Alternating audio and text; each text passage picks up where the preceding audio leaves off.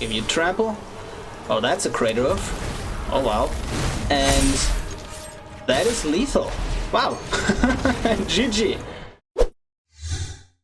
Hello YouTube, welcome to Fine Day, and today we are going to have a look at Raggadragga Goreguts boss in Historic Brawl. This deck aims to win by playing a bunch of mana dorks and then enhancing them with the commander Raggadragga. So the commander is a 4 mana 4/4 legendary creature, human borer, with basically 3 different abilities. The first one is each creature you control with a mana ability gets +2/+2. So a mana ability is any ability that produces mana. And for example, Paradise Druid taps for 1 mana of any color, so Paradise Druid would now be a 4/3. But also, what is really interesting to note, if you turn lands into creatures, they still have their mana ability. So something along the lines of a Blinkmoth Nexus would become a 3/3 flyer, or Sylvan Awakening would turn all your lands into 4/4 lands. And that is pretty cool. Then whenever a creature you control with the mana ability attacks, untap it. Simple as that. And then whenever you cast a spell, if at least 7 mana was spent to cast it, untap target creature, it gets +7/+7 and trample until end of turn. So obviously you can just, use a 7 mana spell to enhance your team, but you can also use X spells and then pay the appropriate amount of X to get the spell up to 7 mana and then have this ability active. And that is pretty threatening with certain cards, especially with something along the lines of Exponential Growth, where you cast this for 8 mana. Now you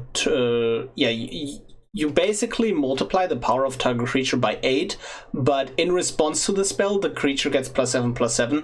So usually you attack with 80 damage because you have a 3/3, it gets +7, 10, and then times 8, so that's 80 trampling damage, and that is usually enough to kill somebody.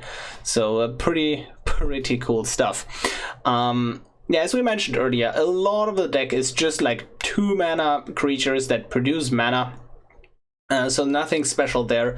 We have a bit of interaction and protection, usually in the 1 mana slot, and then if we look further up the curve, we have certain 3-drops that help us deal with counter spell matchups. For example, Cabaret Revels gains us value when we cast something, so even if our cards get countered, it's we still get value out of them.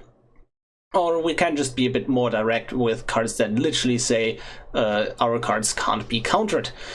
And yeah, again, a bunch of mana dorks, a bunch of card draw, a bit of interaction, and mainly just try to go face. Hope you enjoyed the list. If you do, consider liking the video and subscribing to the channel. And let's do this. We are ready to play against Arcades, the strategist. And let's see, I think we like this hand, especially because Vivian can kill a creature with flying. That can be pretty relevant. Let's play this Gilded Goose with the intention of playing a turn to Rhythm of the Wild, just so they can't counter our cards. I don't expect them to counter our cards, really, but better safe than sorry, I guess. We can also go for a Naga Vitalist and a turn 3 Raggadragga. That is also a decent option. But I do like the Rhythm of the Wilds here, because we can give the mana dork we play next turn haste, and that allows us to tap Gilded Goose immediately for mana. So we do haste here. And we can also just go for Tangled Florahedron as well. Yeah, I think I like that. So now with the counter, because we can't do anything with that excess mana. Okay, and then next turn we just play Raggadragga, uncounterable. Or I think we just well, they have so much mana here, it's really disgusting. No blocks. Like, even if we kill Arcades here, they can just play it immediately, right? 1, 2, 3, 4, 5. They have 6 mana. But if they do that, they just have to tap out anyways. Or like they have one attacker, we can jump with the Gilded Goose and then we can plus Vivian for value. I think I like that. Wait, did I miscount? Oh yeah, I did. Oh yeah, they don't have to tap these, they only have to tap the... Ah, unfortunate. Okay, let's see. We can go Leyline into Raggadragga, but probably just Beast Whisperer. And we want to just grow our board large enough that they can't really attack into us with this Leyline of Abundance. We can pay 8 mana, which is a lot, right? But then we kind of put a +1/+1 counter on each creature we control. Yeah, this Overgrown Battlement really helped them out here. Oh wow. Yeah, this is getting problematic. They're going too wide too fast, and this is the power of Overgrown Battlement in, you know, a defender deck. Who could have guessed, right? But there wasn't too much we could have done in this case. We still have a couple of outs, right? Yeah, no need to attack to block right now. We can jump later. But I just suspect that we're dead anyways.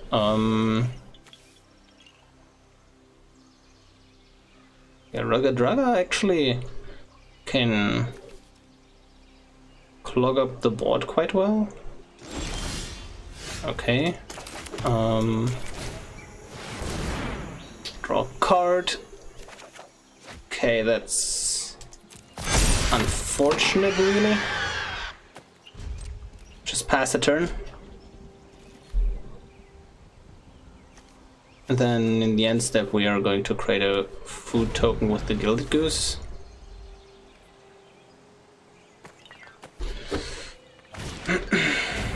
Oh, yes, that is good game. They wipe our board. GG. Yeah, that was a really cool game. We are ready to play against Yarok the Desecrated. And let's see. Is this a hand that is worth keeping? Would assume so. Oh wow, they also have a fast start. Pretty good. Gilded Goose, Snow-Covered Forest, then Raggadragga.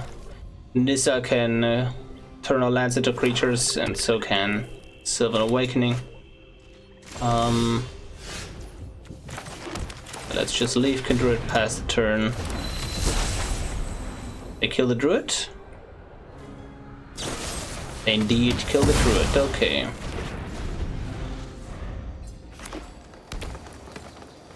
So they're kind of low on cards here. Okay, Nissa gets discarded, which is unfortunate. I think we're just supposed to slam our commander here. And we're working towards a world where we just overwhelm them with Sylvan Awakening. Which is arguably pretty difficult to do now, since they have lifelink on this. Kind of unfortunate. So, yep, let's play you. Nice 4/4.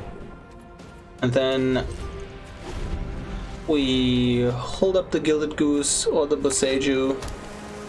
Either one, really. They're ramping a lot, but it's getting problematic when they find a something that draws some cards, right? Because then that usually gets doubled with Yarok, and then we are in big trouble. But currently, as it stands, it's not too bad. Create a food token. We can't also really like the Gilded Goose can't really attack in with that Grazer on board. We could now start dealing them 2 damage each turn. Or we can also attack with the Lair of the Hydra. Yeah, just like bold City Stalker attack with the Hydra, then they just block with the Yarok and they replay it. Also not really appealing. This is super awkward. 1, 2, 3, 4, yeah. Very awkward.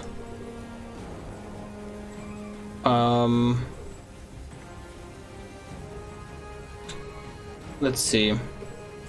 So this would be a 6/6. Yeah, let's just turn you into a creature. Yep. And we just swing in. Yep. And also, yeah, we're going to bolt the Death Toucher. And we have Sage up as well. I mean, they're, again, if I were them, I would actually just block with the Yarok, trade with the land, because that's currently the only thing that's really threatening them here. And then they,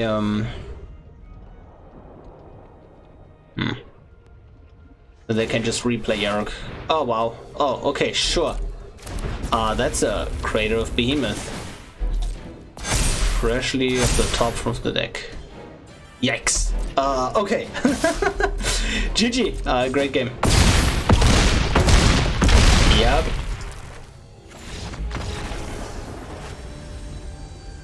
We are ready to play against Jan Jansen, Chaos Crafter.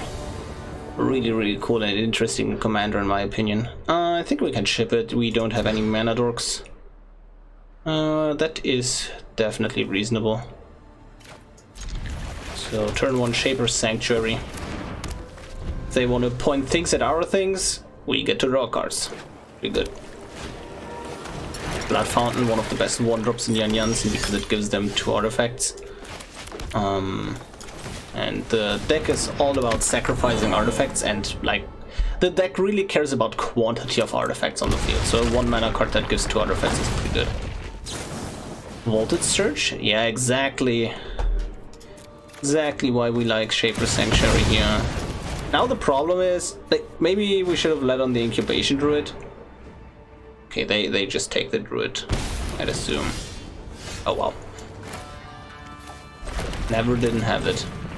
Yeah, so the reason to lead on the Incubation Druid is because Druid only produces mana of any type that we have in lands, so it wouldn't actually produce red, and this was our only red source to cast the Frostbite or the Raggadragga.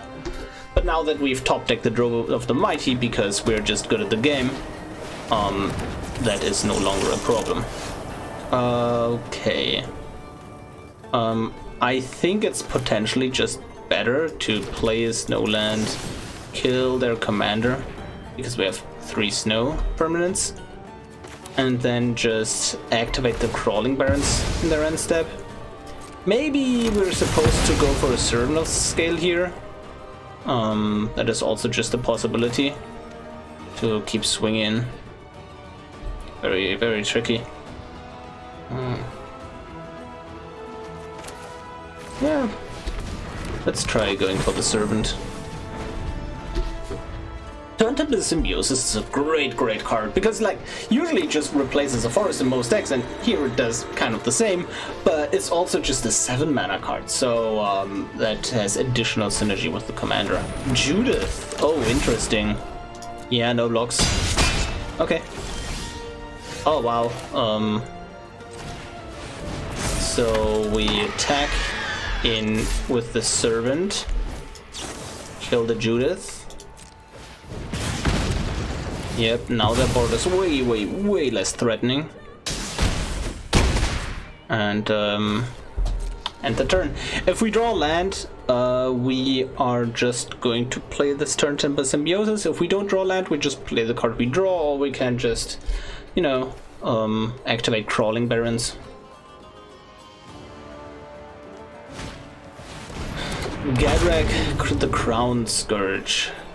Can't attack. It can always block, right? Yeah, it can always block. So I would assume that we're supposed to play, well, activate Crawling Barons, Oh wow, maybe... let's just attack. Because this is the only thing currently stopping our attacks, and we can heroic intervention. Oh yeah, we are totally fine with that. Can't attack unless you have 4. Yeah, they could have blocked with this. Yeah, now we have heroic intervention up. What I was going to say, the Servant of the Conduit enters and gives us 2 energy, and we have to pay 1 energy to add 1 mana of any color, and we only have 1 energy left. So if we tap this to add mana, then we are back to 5 mana, so a top deck land wouldn't even, you know, get us to a turn Timber Symbiosis. Okay, that's the reason why they didn't want to block with that. I think that's reasonable, but I think it was more important to just slow us down in general, right? Land, there is the land. Okay, we untap you, give you trample. Oh, that's a Crater of. Oh wow, and that is lethal. Wow, GG. We are ready to play against Nalia Diarnis.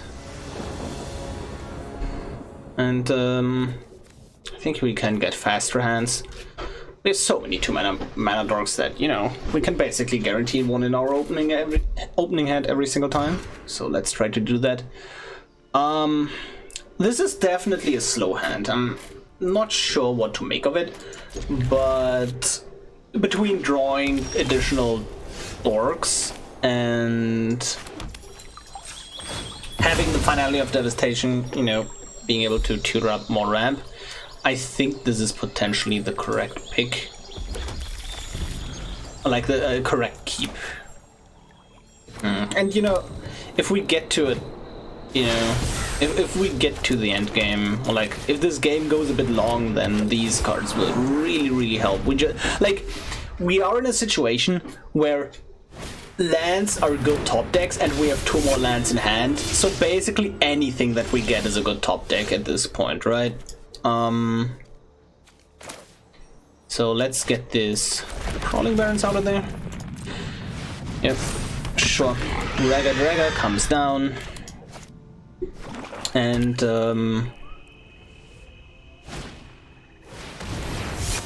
okay. Let's see. And I think we are supposed to X equals 3, this Finale of Devastation, potentially. And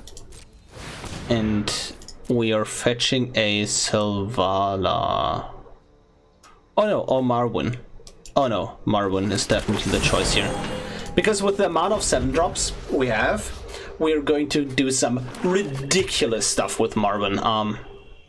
Maybe they will also not concede to this, but I very much assume so. Because what's going to happen is we tap Marwyn, you know. Oh wow. We tap Marwyn. And we untap her by casting a 7-drop, and oh god. Okay, it is time, guys. It is absolutely time. Raggadragga untapping Marwyn. Yup. Fight. Yup. Titan of Industry. Yup. And we kill you. We put a shield counter. Yeah, create a Rhino shield counter on the Thorn Mammoth while it's fighting. We submit 0 on this one. Yep. And then Marwyn, turn Timber Symbiosis, get a creature onto the field, fight one more time with the Thorn Mammoth. We can also give this Hexproof, just for a good measure. And that is the game. Wow, what a turn 5. GG. We are ready to play against the Reality Chip. And And let's see. Bunch of ramp, bit of protection. We have our colors, card draw. Yeah, what's there not to love about this hand? Okay. Pass turn.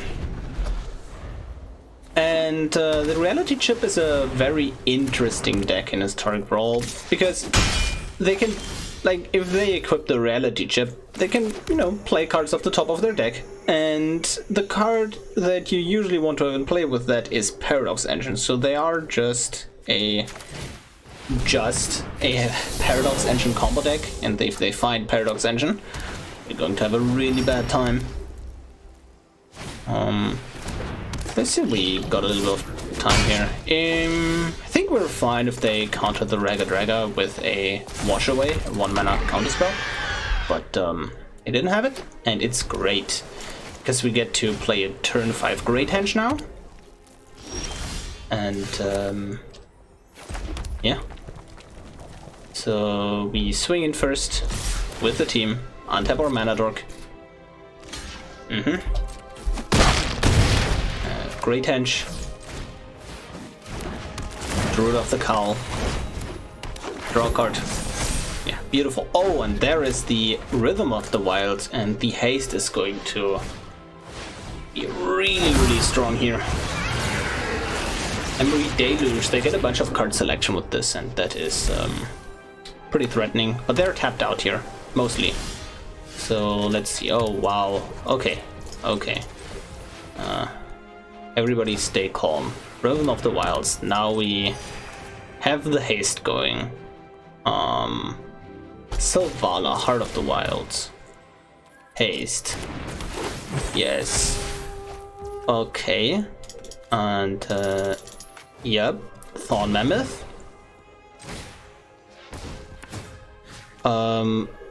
We actually can't. Oh, very interesting. If we untap Selvala, we don't have mana here to activate her again. But that is... It's a question of, do we want more and more damage, or do we want to keep up safekeeping? Let's just keep up the safekeeping and put haste on you. We kill their commander. Yep. And we swing in for 18 here. Yeah, that is pretty brutal. Yeah, while having protection up, yeah, very much feel like the one additional damage didn't really matter here. And probably for the best that we have a safekeeping up to give something hexproof. Indestructible doesn't really matter too much against blue decks specifically. But even if they bounce out, like the one card that we don't want them to bounce here is, if we, very interesting. If we give this hexproof, they still get an extra turn here, but I don't think we mind that too much. The cards that we really care about are the creatures here. Even if they bounce those, we can play them uncounterably again with haste. So we kind of want to, like, if they had pointed this at the Rhythm of the Wild, I would have 100% used the safekeeping. But the card draw is not what we need here. It's, you know, the pressure, because again they are at 3 life right now.